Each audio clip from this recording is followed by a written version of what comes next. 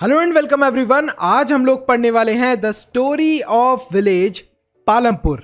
अरे भैया, आपने गांव का नाम लेकर मुझे मेरी नानी के गांव की याद दिला दी। मोटूलाल, ऐसा क्या खास था तुम्हारी नानी के गांव में, जरा बताओ तो सही। भैया, एक बार मेरे साथ बहुत गलत हुआ था।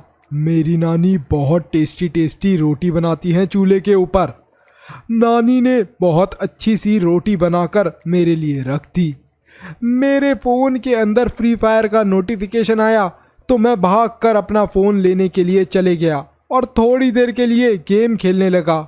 नानी ने फिर दोबारा मुझे बोला कि बेटा मोटूलाल, अपनी रोटी खा लो।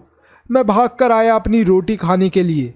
रोटी के साइड से कुछ वाइट रखा था। मुझे लगा अरे वाह, आज तो मुझे मेयोनीज मिल गई। रोटी और मेयोनीज, मज़े आ जाएंगे। लेकिन भैया, जब मैंने उस मेयोनीज को खाया तब मुझे पता लगा कि वो मेयोनीज तो कबूतर की पॉटी थी। छी भैया, उसके बाद से मैं कभी भी अच्छे से रोटी नहीं खा पाया। अरे मोटूलाल, ये बात सुन के तो मुझे बहुत दुख हुआ। तुम्हारे साथ तो बहुत गलत हुआ। चलो अब हम पढ़ते हैं the story of village Palampur. आज हम बात कर रहे हैं पालमपुर विलेज की। पालमपुर विलेज एक तरीके से इमेजिनरी विलेज है अकॉर्डिंग टू द बुक। तो बुक के अकॉर्डिंग ये विलेज इमेजिनरी है, मतलब सचमुच में ये विलेज प्रेजेंट है या नहीं, आप मुझे कमेंट करके ज़रूर बताना। लेकिन बुक के अकॉर्डिंग ये हमने इमेजिनरी विलेज लिया है। तो Palampur is a small village. Palampur एक बहुत छोटा सा विलेज है जो कनेक्टेड है अपने नेबरिंग विलेजेस से और टाउन से, जिसमें से एक है रायगंज। पालमपुर के अंदर हमें बैलगाड़ी, तांगा, bogie, motor bikes, jeeps, tractor, truck, इतने सारे अलग अलग तरीके के ट्रैफिक व्हीकल्स देखने को मिलते हैं पालमपुर की रोड पर। पालमपुर विलेज के अंदर 2 प्राइमरी स्कूल हैं और एक सेकेंडरी स्कूल है, और यहाँ पर government run basic medical centre है और एक प्राइवेट क्लिनिक भी है। पालमपुर के अंदर लगभग 450 डिफरेंट बैकग्राउंड की फैमिलीज रहती हैं। इनमें 80 अपर क्लास फैमिलीज हैं जो कि ऑक्यूपाई करती हैं मोस्ट ऑफ द लैंड। ज़्यादातर जो गांव की ज़मीन है वो अपर कास्ट फैमिलीज के पास है। 1/3 of the total population is covered by the sub class. अब ये सब क्लास का मतलब क्या है? शेड्यूल कास्ट लगभग जो बाकी की 1/3 पॉपुलेशन है उसे कवर करती है। Most homes have electrical connections. ज़्यादातर घरों के अंदर बिजली है। Small production, transportation, trade and agriculture are the productive activities of Palampur village. Palampur के अंदर हमें स्मॉल प्रोडक्शन, कोई छोटी मोटी चीज़ बनाई जा रही है, किसी चीज़ को ट्रांसपोर्ट करा जा रहा है। ट्रेड मतलब व्यापार, और एग्रीकल्चर आपको पता ही है। इस तरीके की प्रोडक्टिव एक्टिविटीज हमें देखने को मिलती है पालमपुर विलेज के अंदर। ये कोई ऐड नहीं है, आपको एक बहुत ही इंपॉर्टेंट इंफॉर्मेशन देनी है। एजुकेशन को इजी और अफोर्डेबल बनाने के लिए हमने एक इम्पॉर्टेंट स्टेप लिया है। आपके लिए हमने रेडी करा है स्पेशल कंटेंट जो आपके एग्जाम में बहुत हेल्प करेगा। इसमें आपको मिलेंगे चैप्टर वाइज टेस्ट पेपर, हर चैप्टर के नोट्स, साथ में कंबाइंड टेस्ट पेपर्स और प्रायोरिटी डाउट क्लियरिंग। इसके साथ साथ और भी बहुत सारे बेनिफिट्स आपको मिलने वाले हैं, सिर्फ और सिर्फ 299 के मेंबरशिप प्राइस में। सब्सक्राइब के साथ में ज्वाइन के बटन पे क्लिक करके आपको ये मेंबरशिप परचेज करनी है। ये प्राइस लिमिटेड टाइम के लिए है। अरे वाह भैया, इतने कम प्राइस में इतनी सारी चीजें, मैं तो अभी मेंबर बन जाता हूं। Organisation of production. The goal of the organisation is to produce goods and service. अब यहाँ पर प्रोडक्शन का मतलब क्या था? ऑर्गेनाइजेशन ऑफ प्रोडक्शन क्या था? इनका गोल था कि ये लोग ऑर्गेनाइज करें कि गुड्स और सर्विस को प्रोड्यूस कर सकें। ये लोग सर्विस मतलब मान लो डॉक्टर्स वगैरह हो गए या इंजीनियर्स हो गए, इस टाइप की सर्विसेज को दे सके। गुड्स खाने का सामान हो गया या और भी तरीके के सामान होते हैं उनको। Land, labour and capital R required for production. Production के लिए किन चीज़ों की ज़रूरत पड़ती है? लैंड, लेबर और कैपिटल। अब एक एक करके इन चीज़ों को भी हम समझेंगे। तो यहाँ पर जो नेचुरल रिसोर्सेज थे, पालमपुर के अंदर बहुत ज़्यादा ज़मीन थी, उससे एक रिक्वायरमेंट पूरी हो गई। दूसरा, वाटर की भी रिक्वायरमेंट पूरी हो रही थी यहाँ पर, क्योंकि अच्छी खासी क्वांटिटी में यहाँ पर वाटर था। तो यहाँ पर देखो, कोई ऐसा काम है जहाँ पर बहुत सारे लोगों की ज़रूरत पड़ती है, तो उसे हम लोग बोल देते हैं लेबर इंटेंसिव इंडस्ट्री। और जहाँ पर पैसे की ज़रूरत पड़ती है, फाइनेंशियल एड की, तो उसको बोलते हैं हम लोग कि कैपिटल यहाँ पर रिक्वायर्ड है। अब कैपिटल, ये दूसरे वाला कैपिटल आप समझते हो ना, जो कैपिटल लेटर्स, ये वो नहीं है, ये कैपिटल सिंपली पैसे की बात हो रही है, पैसा पैसा। Physical capitals are also required for production. अब फिजिकल कैपिटल्स की भी ज़रूरत पड़ती है प्रोडक्शन के लिए। अब ये फिजिकल कैपिटल्स क्या है, ये भी हम समझेंगे। Working Capitals include raw material and money in hand, and fix capital include tools, machine, buildings. तो वर्किंग कैपिटल्स क्या होते हैं? रॉ मटेरियल, जैसे कोई चीज़ है रॉ मटेरियल, आप समझ लो। एग्जाम्पल के लिए हमने रॉ मटेरियल में लिया, आप ले लो एग्जाम्पल के लिए हमने लिया, मान लो हमें चॉकलेट बनानी है, चॉकलेट के लिए हमें कोको पाउडर की ज़रूरत पड़ती है, so it is a raw material. और ये क्या हो गया? हमारा वर्किंग कैपिटल। ठीक है, साथ ही में हमारे वर्किंग कैपिटल के अंदर पैसा भी आता है।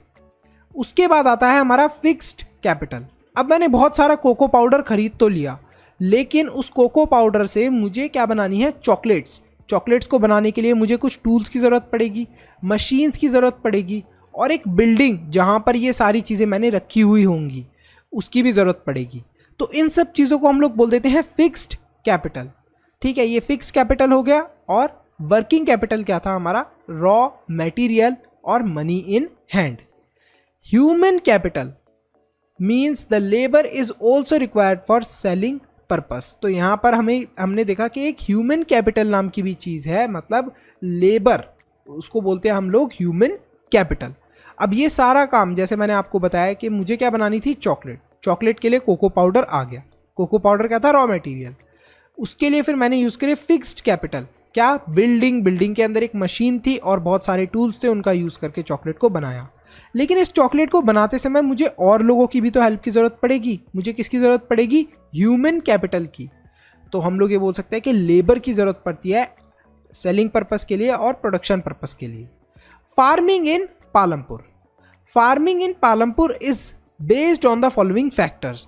तो यहाँ पर फार्मिंग कैसे होती है पालमपुर के अंदर, इस चीज़ को हम लोग देखने वाले हैं डिटेल में, और इस चीज़ से हम लोग सीखने वाले हैं कैसे फार्मिंग हमारी कंट्री के अंदर ओवरऑल की जाती है। तो यहाँ पर कुछ फैक्टर्स हैं जिनके ऊपर ये पूरी फार्मिंग डिपेंड करती है। सबसे पहले, land is fixed. Land fix है या नहीं है फार्मिंग के लिए? ऐसा नहीं है कि आप रोज़ चेंज कर दो लैंड, कि आज मैं आलू यहाँ पर नहीं उगाऊंगा, आज तो मैं अपने फ्रेंड की छत पे उगा के आ जाऊँगा आलू। ऐसा नहीं है, एक जगह आपने फिक्स कर दिया फार्मिंग तो वहीं पर होगी। Change in the method of cultivation. Cultivation का जो मेथड है उसके अंदर चेंज लाना। Multiple cropping, modern farming, sustainability of land, distribution of land, labour, capital, selling of farm product. अब देखो यहाँ पर हर एक पॉइंट को हम लोग डिटेल में समझेंगे। सबसे पहले हम समझते हैं land is fixed. Land is fixed का मतलब क्या है? देखो, about 75% population are dependent on farming in Palampur. लगभग 75% जो पॉपुलेशन है वो किसके ऊपर डिपेंड है? फार्मिंग के ऊपर। Land area under cultivation is fixed. अब जो लैंड एरिया है जहाँ पर ये पूरी फार्मिंग का प्रोसेस होगा वो फिक्स है, हम लोग उसे बढ़ा या फिर कम नहीं कर सकते। There has been no expansion in land area under cultivation since 1960। 1960 से लेके अभी तक कोई भी एक्सपेंशन नहीं हुआ है लैंड एरिया के अंदर जहाँ पर कल्टीवेशन हो सके। तो एक बहुत बड़ी प्रॉब्लम है कि लोग तो बढ़ते जा रहे हैं, पॉपुलेशन बढ़ती जा रही है, डिमांड बढ़ती जा रही है फार्मिंग की, लेकिन जो एरिया है जहाँ पर फार्मिंग करी जाएगी वो उतने का उतना ही है। Change in method of cultivation. Multiple cropping and modern farming are the method of cultivation used in Palampur to increase the production from land. तो देखो, चेंज करते रहते हैं वो लोग मेथड ऑफ कल्टीवेशन को, ये बहुत इंपॉर्टेंट चीज़ है। मल्टीपल क्रॉपिंग करी जाती है और मॉडर्न फार्मिंग टेक्निक्स का यूज़ करा जाता है इन कल्टीवेशन, जिससे कि पालमपुर के अंदर जो भी चीज़ वहाँ के फार्मर्स उगा रहे हैं या फिर प्रोड्यूस कर रहे हैं वो इंक्रीज हो सके। मान लो अगर वो लोग वीट उगा रहे हैं तो इस तरीके से वो मल्टीपल क्रॉपिंग और मॉडर्न फार्मिंग का यूज़ करेंगे कि वो 1 किलो की जगह 2 किलो वीट उगा लें। तो इस चीज़ से क्या होगा, उनका प्रॉफिट इंक्रीज हो जाएगा। अब ये मल्टीपल क्रॉपिंग का मतलब क्या है? Method of multiple cropping is used in Palampur. Cultivation of different type of crop in the same piece of land at same or different time is known as multiple cropping। अब जैसे एक piece of land है, उसके ऊपर आपने सिर्फ आलू उगाए हुए थे। अब आपने सोचा यार आलू उगाने की जगह मैं अलग अलग चीज़ें उगाता हूँ। अब इसका फ़ायदा क्या है अगर आप अलग अलग चीज़ें उगाओगे? मान लो आप आलू बेचने के लिए जाते हो, आलू बेचने के लिए गए और उस टाइम पे आलूओं का प्राइस बहुत सस्ता चल रहा है, तो अब आपको क्या हो जाएगा, लॉस। यहीं पर अगर आपने और भी अलग अलग टाइप के क्रॉप्स उगाए होते, आलू के साथ आपने वीट भी उगाया होता और भी अलग टाइप के वेजिटेबल्स या फ्रूट्स उगाए होते, तो उससे आपको फ़ायदा ज़रूर हो जाता। एग्जाम्पल के लिए जोवर and bajra during rainy season, potato is produced between October and December, wheat is produced during winter season. तो इस तरीके से हम अलग अलग क्रॉप्स को उगा सकते हैं पूरे साल भर। मल्टीपल हम लोग देख सकते हैं कि मल्टीपल क्रॉपिंग कर सकते हैं हम लोग। मॉडर्न फार्मिंग का भी यूज़ होता है कहाँ पर, पालमपुर के अंदर। अब आप देख सकते हो कि अब हम क्या देख रहे हैं, मॉडर्न फार्मिंग, जो हमारा 4th पॉइंट था। मॉडर्न फार्मिंग एक ऐसी टाइप ऑफ फार्मिंग है जिसके अंदर हाई यील्डिंग वैरायटी सीड्स को यूज़ करा जाता है। अब इसका सिंपल मतलब क्या है, मान लो आपके पास 2 टाइप के सीड हैं वीट के, हैं वीट के भी 2 टाइप के सीड होते हैं, बिल्कुल होते हैं। 2 टाइप के वीट के सीड हैं। अब एक टाइप के सीड है जो कि उगने में 3 मंथ्स लेते हैं, और 3 मंथ्स में उगने के बाद आप फाइनली जब उनकी क्वांटिटी देखते हो एक पीस ऑफ लैंड पे जहाँ पर आपका फार्म है, वहाँ पर आप उन्हें उगा रहे हो, तो वहाँ से सिर्फ आपको 10 kgs वो मिल रहे हैं। और फिर हमने दूसरी सीड्स यूज़ करे, दूसरे वाले सीड्स को सिर्फ 2 मंथ्स लगते हैं ग्रो करने में, और वो 10 kg की जगह 12 kg निकलते हैं आपके फार्म के एरिया से। तो आप किसे उगाना पसंद करोगे? ऑब्वियसली 12 kg वाले को। एक तो वो जल्दी उग रहा है और क्वांटिटी भी उसकी ज़्यादा है। तो ये जो हमारा मॉडर्न फार्मिंग है, इसके अंदर कुछ ऐसे सीड्स हैं जो जल्दी से ग्रो करते हैं और ज़्यादा क्वांटिटी के अंदर ग्रो करते हैं। फिर बात करते हैं सस्टेनेबिलिटी ऑफ लैंड की। आई होप यहाँ तक आपको क्लियर होगा। अच्छा, आप मुझे फुल फॉर्म बता सकते हो क्या? इसकी क्या फुल फॉर्म होगी? कमेंट सेक्शन के अंदर कमेंट करके बताओ, ठीक है। Sustainability of land. According to scientific report, in modern farming natural resources are over used. Modern farming के अंदर हमें देखने को मिलता है कि जो नेचुरल रिसोर्सेज है उनका बहुत ज़्यादा ओवर यूज़ हो रहा है। अब देखो, मॉडर्न फार्मिंग में हमने क्या देखा कि कुछ स्पेशल टाइप के सीड्स थे जिनका हमने यूज़ करा था, लेकिन इन सीड्स के साथ साथ हम लोग क्या यूज़ करते हैं, फर्टिलाइजर्स का भी यूज़ करते हैं। फर्टिलाइजर्स क्या है? केमिकल्स होते हैं जिनका हम लोग यूज़ करते हैं। अब ये जो केमिकल्स होते हैं ना, ये काफ़ी ज़्यादा खतरनाक होते हैं, क्योंकि मान लो आपने कोई वेजिटेबल या फिर आपने कोई क्रॉप ग्रो करी। अब वो क्रॉप ग्रो तो हो गई बहुत अच्छे से आपकी फील्ड के ऊपर, मान लो बारिश हो गई। अब बारिश हुई तो उस क्रॉप के ऊपर जितने भी फर्टिलाइज़र आपने डाले थे वो फ्लो कर कर कहाँ पर चले जाते हैं, पास ही की रिवर के अंदर। जब वो सारे केमिकल पानी के अंदर मिल जाएंगे रिवर के, तो जो मान लो फिश वगैरह रहती होंगी, या फिर अगर आप लोग भी नॉर्मली उस पानी को पियोगे तो आपके बीमार होने के चांस है, आपकी तबीयत बहुत ज़्यादा ख़राब हो सकती है।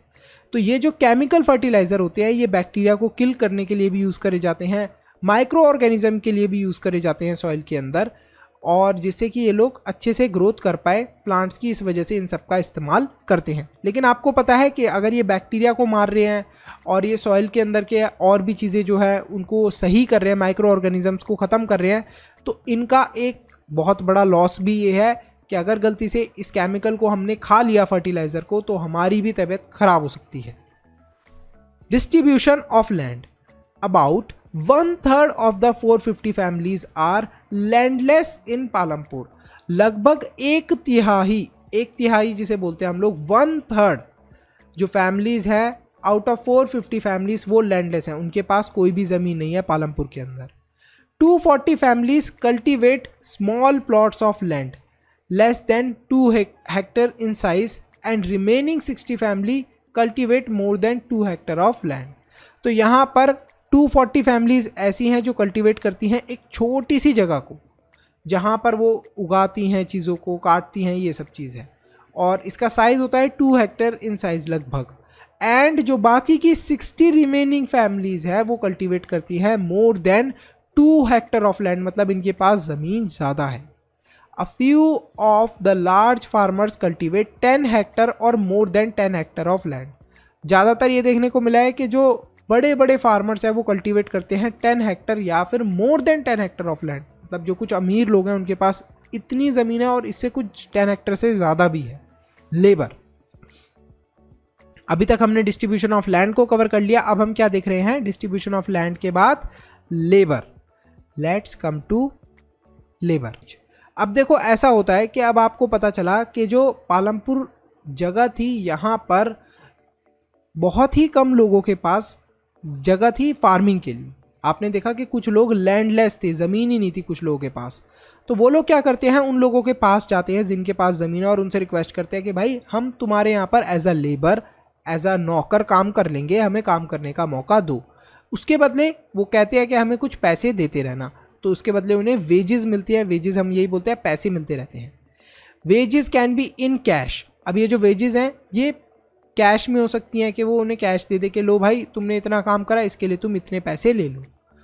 वेजेस और भी तरीके से मिल सकती हैं, जैसे कि मान लो अगर किसी ने काम करा पूरे साल भर खेत के ऊपर, तो उसके खेत के मालिक ने बोल दिया कि भाई सुन, जो भी इस खेत से गेहूं निकलेगा उसका मतलब ये समझ ले 10% तेरा। तो वो बंदा बड़ा खुश हो जाएगा, बोलेगा कि अरे वाह, पैसे तो चाहिए नहीं मुझे, खाने के लिए क्रॉप्स मिल जाएंगे। तो वो वहाँ पर फार्मिंग कर लेगा। One farm activity to another. फिर बात करते हैं कैपिटल की। Huge capital is required in the method of modern farming. जब हम मॉडर्न फार्मिंग की बात करते हैं तो बहुत सारा पैसा चाहिए। स्मॉल फार्मर्स जो होते हैं उनके पास इस पैसे की कमी होती है। अब जो बड़े बड़े फार्मर्स होते हैं उनके पास तो ज़मीन ज़्यादा है, ज़्यादा चीज़ें वो सेल कर पाते हैं, ज़्यादा क्रॉप्स ग्रो करते हैं तो ज़्यादा क्रॉप सेल करते हैं और ज़्यादा पैसा कमाते हैं। लेकिन जो बेचारे छोटे मोटे फार्मर्स हैं उनको ये प्रॉब्लम आती है और इसी वजह से वो क्या करते हैं, बोरो कर लेते हैं मनी फ्रॉम लार्ज फार्मर्स, उधार ले लेते हैं। और इसके बदले जो लार्ज फार्मर है वो बोलते हैं कि भाई तुम्हें हम पैसे तो दे देंगे लेकिन इसके बदले हम हायर रेट ऑफ इंटरेस्ट लेंगे, हम तुमसे बहुत ज़्यादा ब्याज लेंगे पैसे के ऊपर। There are 3 types of capital which are mostly used in any organisation. तो किसी भी ऑर्गेनाइजेशन के अंदर 3 तरीके का कैपिटल है जिसका यूज़ होता है। फर्स्ट है वर्किंग कैपिटल, सेकंड है फिक्स्ड कैपिटल और थर्ड है ह्यूमन कैपिटल। एक एक करके बता देता हूँ। वर्किंग कैपिटल मतलब जैसे कि हमने क्या ले लिया, एक लैंड ले लिया। लैंड के ऊपर अब हमें क्या करना है, वीट को ग्रो करना है। तो वीट को ग्रो करना है तो जो उसके सीड्स हो गए वो क्या हो गए, रॉ मटेरियल क्या हो गया, वर्किंग कैपिटल। फिक्स्ड कैपिटल क्या हो गया, जो लैंड हमने खरीदा था।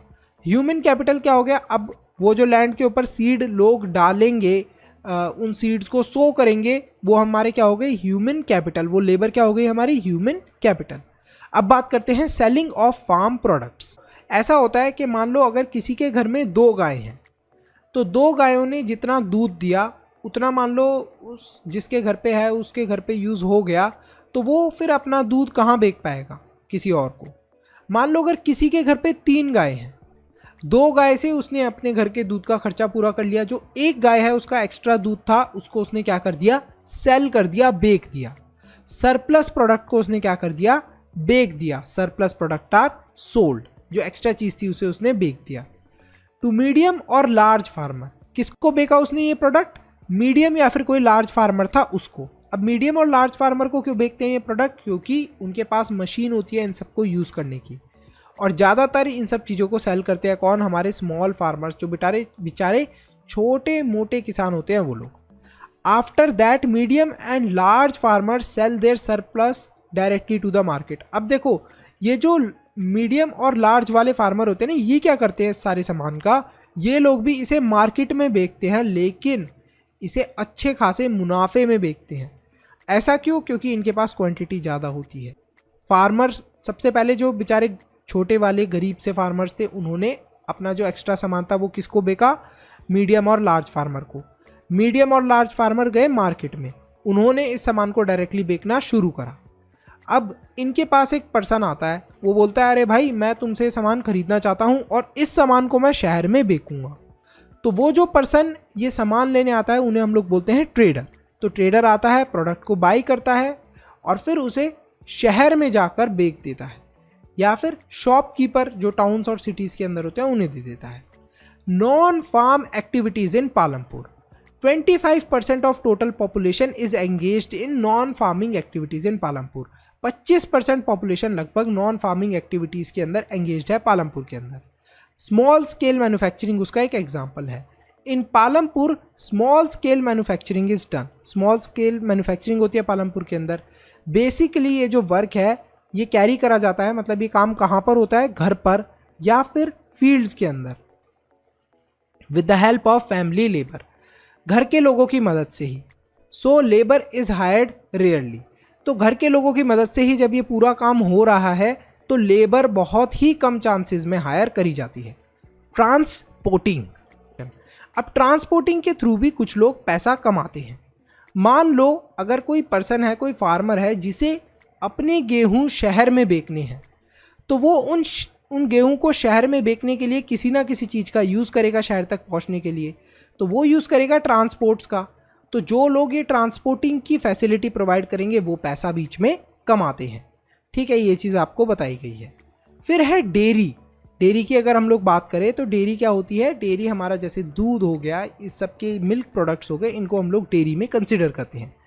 Dairy is a major source of earning money in Palampur.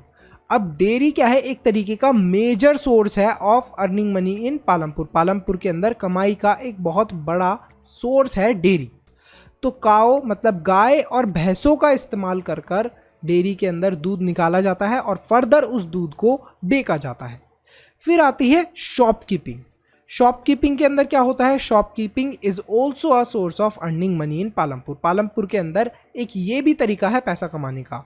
Shopkeeping के अंदर सिंपली कोई दुकान खोल लेता है और उस दुकान के अंदर वो अलग अलग तरीके का सामान बिकता है, जैसे कि चावल, आटा, वीट जो हो गया हमारा, sugar, T, oil, biscuits, soap, और इन सब चीज़ों को बेचता रहता है वो और पैसे कमाता है। Here shopkeeper is an individual who run the shop. अब शॉप को चलाने के लिए ज़्यादा लोगों की ज़रूरत नहीं पड़ती, बस एक दुकान खोलो, बहुत सारा सामान खरीद लो और फिर उस सामान को बेचते जाओ लोगों को। जैसे हमने मान लो खरीदा टूथपेस्ट शहर में से बहुत ज़्यादा क्वांटिटी में ओनली फॉर 10 रुपीज़, गाँव में हमने उसे बेचा 12 रुपीज़ का, तो हमें कितने का प्रॉफिट हो गया, 2 रुपीज़ का। तो यहाँ पर इस तरीके से शॉपकीपर्स भी प्रॉफिट कमाते हैं। ये पूरा का पूरा जो चैप्टर है विलेज पालमपुर का यहीं पर ख़त्म होता है। काफ़ी इंटरेस्टिंग चैप्टर था, बहुत शॉर्ट में हमने पूरा चैप्टर कंप्लीट कर लिया। आई होप स्टूडेंट्स आपको बहुत अच्छे से समझ में आया हो। अब आपको मुझे बताना है farming is in Palampur is based on the following factor. किन किन फैक्टर्स के ऊपर बेस्ड है फार्मिंग, और इसमें से आपको सबसे इम्पॉर्टेंट कौन सा फैक्टर लगता है। देखो आपको ये सारे फैक्टर तो मैंने एक्सप्लेन कर ही दिया, लेकिन सबसे इम्पॉर्टेंट कौन सा फैक्टर है इसमें कमेंट करके ज़रूर बताना। क्या सारे फैक्टर इंपॉर्टेंट है ये भी बताना। तो यहीं पर हमारा ये वीडियो ख़त्म होता है। फटाफट चैनल को सब्सक्राइब करो, सब्सक्राइब के साथ में ज्वाइन बटन है उस पर क्लिक करो, मेंबर बनो, जिससे आप हमारे चैनल को सपोर्ट कर सकते हो और हम आगे ऐसी ही और भी वीडियोस बना सकते हैं। इस वीडियो को अपने दोस्तों के साथ शेयर करना मत भूलना, जिससे वो भी हमारे चैनल को सब्सक्राइब कर सके और ऐसे ही इंटरेस्टिंग वीडियोस देख सके। So see you in the next video. Bye bye, till then Mannu से ज्ञान लेते रहो।